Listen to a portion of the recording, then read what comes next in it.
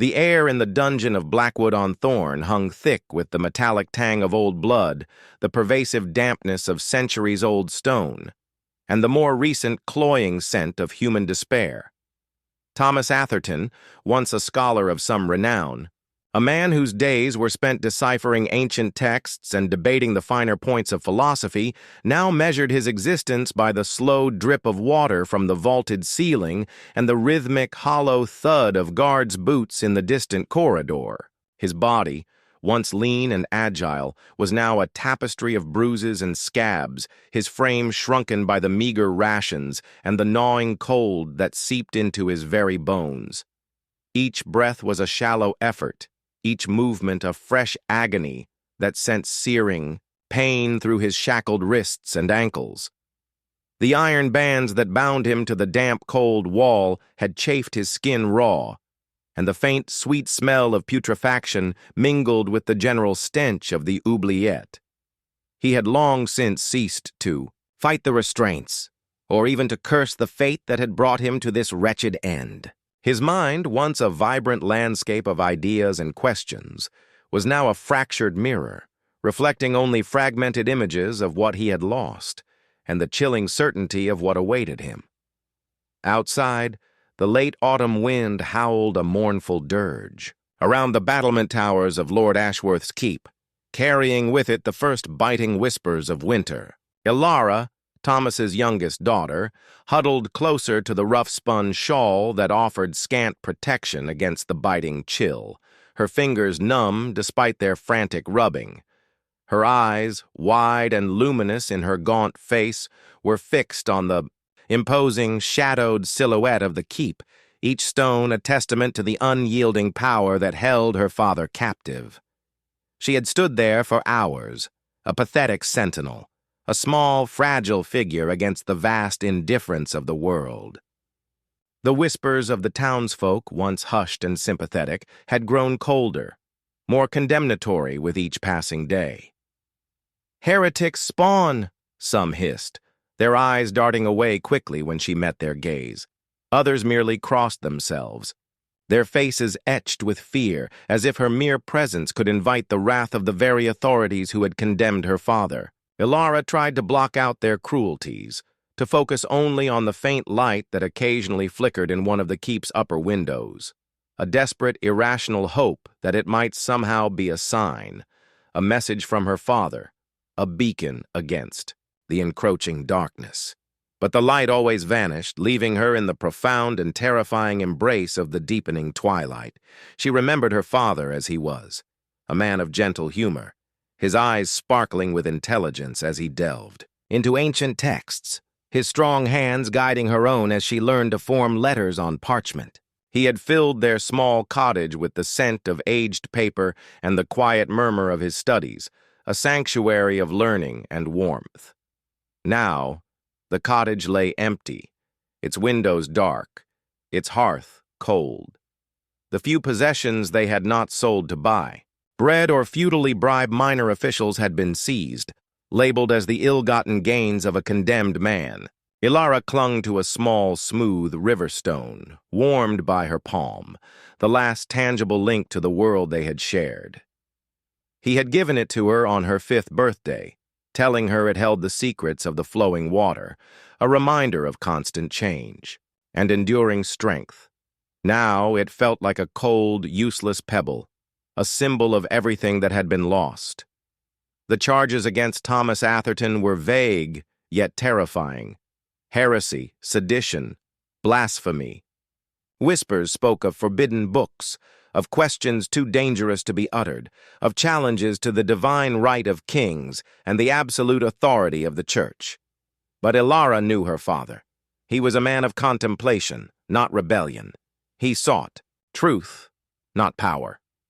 His only crime, she suspected, was to see the world with eyes too clear, to speak his mind with a candor that pricked the fragile egos of those who wielded power. The trial, if one could even call it that, had been a farce, a rapid procession of accusations and condemnations, presided over by Lord Ashworth, a man whose florid face and cruel mouth belied his outward piety, and Father Malachi, a gaunt ascetic, cleric whose eyes burned with a disturbing fanaticism. No witnesses for the defense were allowed, no evidence presented beyond the vague pronouncements of the accusers. It had been a performance, a ritualistic destruction of a man deemed inconvenient. Back. In the cell, Thomas could feel the insidious creep of fever. His body was shaking, not from cold alone, but from the deep-seated tremors of sickness and dread. His throat was parched, his tongue thick and useless. He tried to recall a comforting verse from Scripture, a passage that might bring him some solace, but the words fractured in his mind, replaced by images of fire and boiling water, the gruesome whispers of the guards. They had not been subtle in their taunts. "The vat is being prepared, old man. A slow heat, they say, to wash away your sins inch by agonizing inch." He squeezed his eyes shut, trying to banish the horrific visions. He had heard tales of such punishments, grim legends passed down through generations, but never had he imagined he would be the subject of such a barbarity. A scholar, undone not by logic or debate, but by the raw, brutal power of those who feared the light of truth. He wondered if Ilara was safe, if his younger sons had managed to escape the town. He prayed they had, that his suffering would not extend to them. This was his burden to bear, his alone. A sudden, jarring clang echoed through the dungeon, closer this time, followed by the heavy rasp of a key in a lock. Thomas forced his eyes open, his breath catching in his throat. A flickering torchlight pierced the gloom, illuminating the hulking forms of two guards, their faces grim and unyielding. Behind them, silhouetted against the slightly brighter passage beyond, stood a figure in dark, clerical robes, slender and severe. Father Malachi. Thomas felt a fresh wave of nausea. The priest moved with a predator's silent grace, his gaze, even in the dim light, piercing and cold. He carried no holy book, no crucifix, only a small, tightly rolled scroll, bound with a wax seal. He gestured to the guards, who advanced on Thomas, their hands already reaching for his shackles. "It is time, Atherton." Father Malachi's voice was a low, rasping whisper, devoid of all human warmth, like dry leaves rustling on a frozen grave. "Your final confession, before the purification." His eyes held a gleam of something more than religious zeal, something akin to perverse satisfaction. The guards began to unlock his leg irons, their movements swift and practiced. The cold metal chafed his skin, but the sudden release of pressure was a fleeting relief before a new dreadful anxiety surged through him. He was being moved. Was it to another cell? To the scaffold? The priest unrolled the scroll, its parchment crackling faintly in the silence. He cleared his throat. "By decree of the High Council, and with the blessing of the Holy Church, Thomas Atherton, found guilty of multiple heresies, sedition against the crown, and the dissemination of blasphemous doctrines, is hereby sentenced to death by boiling.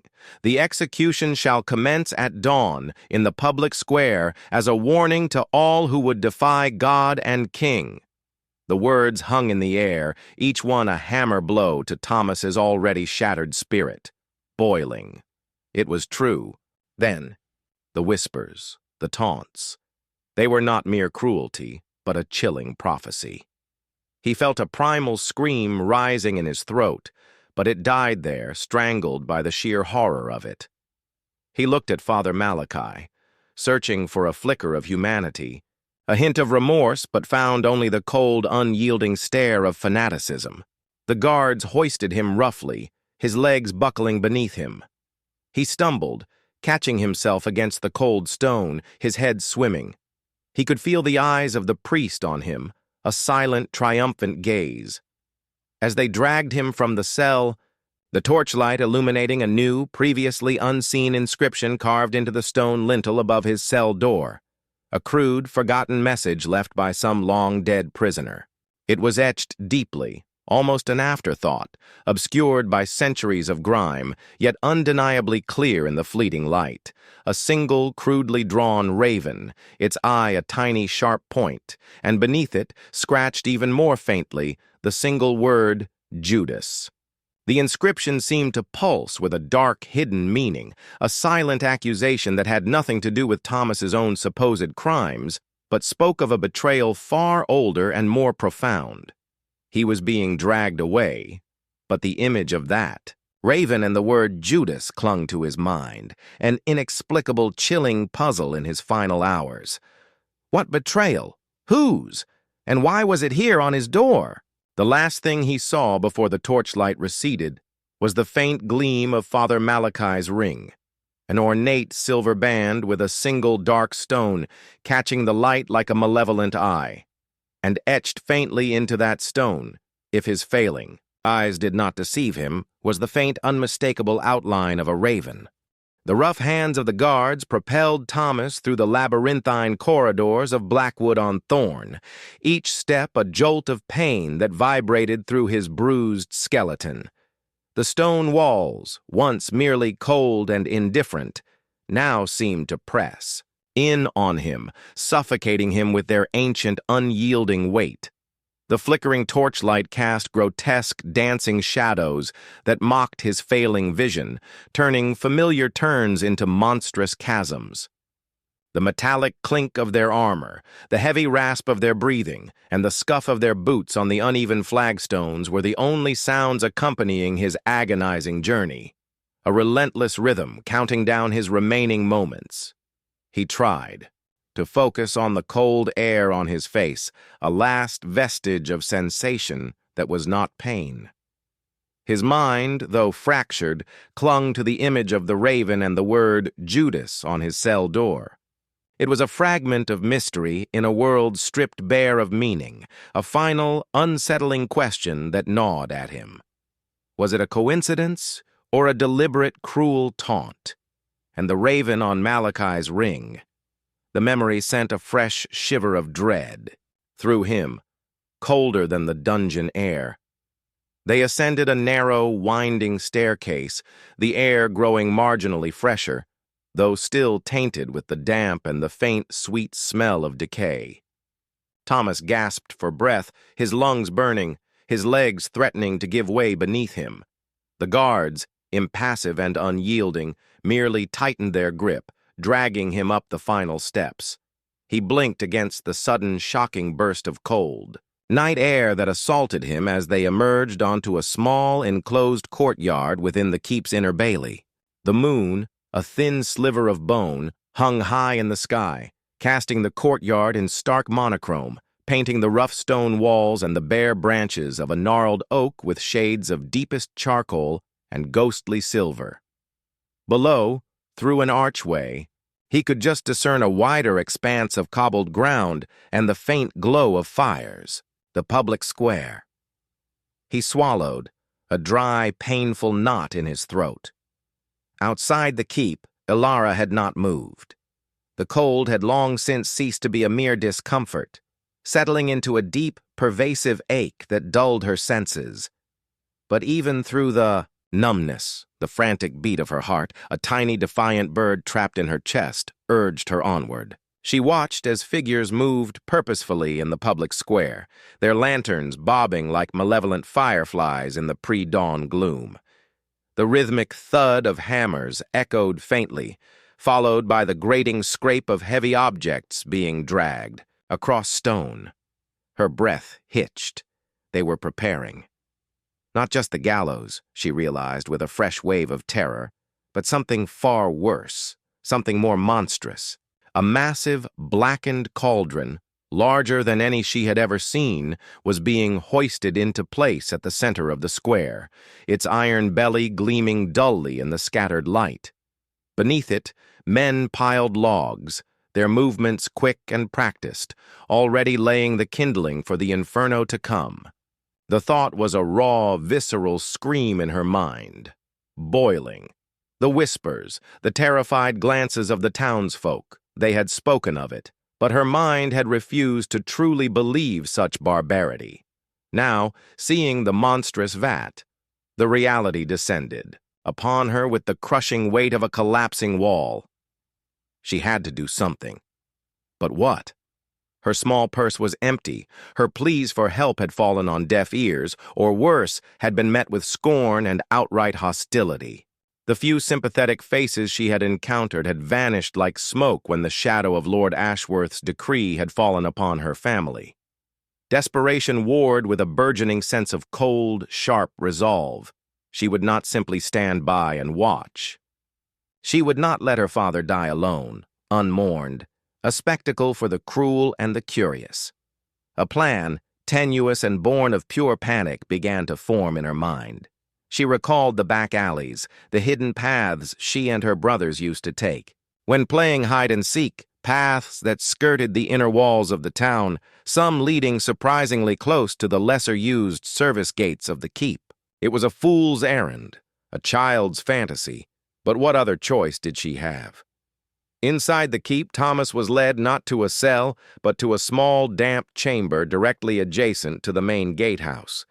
A lone, flickering oil lamp hung from a hook in the ceiling, casting long, wavering shadows.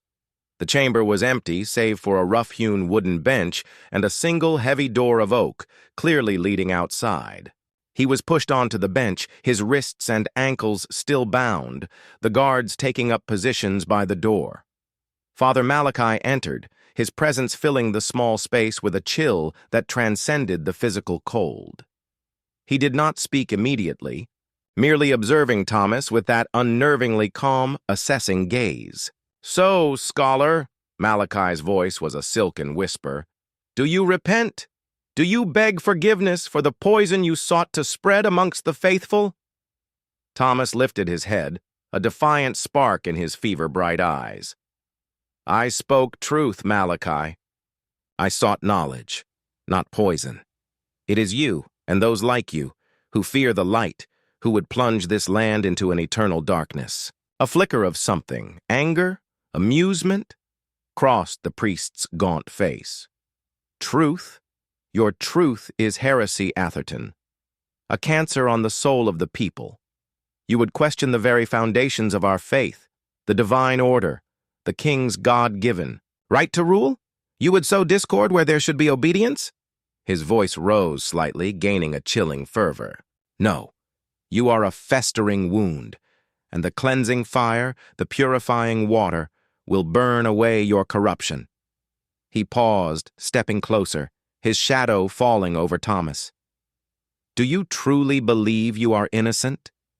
That your inquisitiveness was a virtue, not a sin?" "My soul is my own," Thomas rasped, "and it is clear. I have committed no sin against God, only against the pride of men." He thought of the raven and the word Judas. "There is a betrayal here, Malachi, but it is not mine. It is yours and theirs, against truth and justice." Malachi's eyes narrowed, and his hand unconsciously went to the ring on his finger, the one with the dark stone.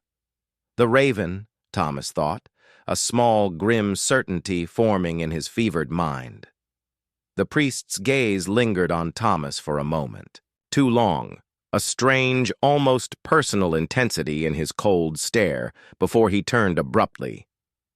"Then may your truth keep you warm in the vat, scholar. The dawn approaches." He swept out of the chamber, leaving Thomas alone with the two silent guards and the suffocating anticipation of the morning. As the first faint blush of gray began to touch the eastern sky, painting the ragged edges of the clouds with faint hues, of bruised purple and sickly green, the activity in the public square intensified. The fire beneath the cauldron roared to life, hungry flames licking at the black iron, sending sparks spiraling into the still air. The cauldron itself, enormous and grotesque, began to hum faintly as the water within it started to warm. A thick, metallic smell, strangely sweet and cloying, seemed to emanate from the heating metal, mingling with the acrid bite of wood smoke. The crowd, thin at first, had swelled considerably, townsfolk emerging from their homes like startled mice, drawn by a morbid fascination, a perverse sense of duty, or perhaps a flicker of genuine, if misplaced, piety. Their faces were grim, some openly fearful, others hardened by years of hardship and the grim necessities of their lives. A hush fell over the square, broken only by the crackle of the fire and the distant caw of an unseen bird. Ilara, heart-pounding, had navigated the narrow, winding alleys, her small, quick steps barely disturbing the silence. She emerged near, a crumbling section of the outer wall, behind a cluster of derelict lean-tos, directly opposite one of the lesser-used service gates. It was barred, as she had expected, but a small, unsecured window, barely wider than her shoulders, was set into the gatehouse wall above the latch. She scaled the rickety structure of a discarded cart, her fingers scrabbling for purchase on the rough stones, her breath coming in ragged gasps. The cold had numbed her hands, making the climb treacherous, but the image of her father, pale and broken, spurred her on. She pulled herself up, her knees scraping against the stone, and peered through the grime-streaked glass. The inner courtyard was visible, and beyond it, the main gate. And then she saw him. Thomas was being brought out from the small chamber, his face a ghostly white, his eyes fixed on the monstrous cauldron now steaming in the center of the square. His walk was a shuffle, his body swaying with weakness, but there was a flicker of stubborn defiance in his eyes. He was being led directly towards the execution platform, a raised wooden stage built around the simmering vat. Ilara pressed her face against the cold glass, tears blurring her vision. She could hear the murmur of the crowd now, a low, guttural sound, like a beast stirring from slumber. The stench of smoke and hot iron was stronger here, almost suffocating. The air grew heavier, pregnant with dread. She had to get inside. She had to. The window was too small to squeeze through. But then her eyes caught on something else, something she hadn't noticed in her frantic haste. A thin, almost invisible crack ran from the bottom of the window frame down to the very base of the door, a hairline fracture in the ancient wood. A possibility, frail as spider silk, unfurled in her mind. It was a desperate, foolish hope, but it was all she had. She could hear the shuffling steps of the guards, the clinking of chains, drawing closer to the platform. Her father was almost there.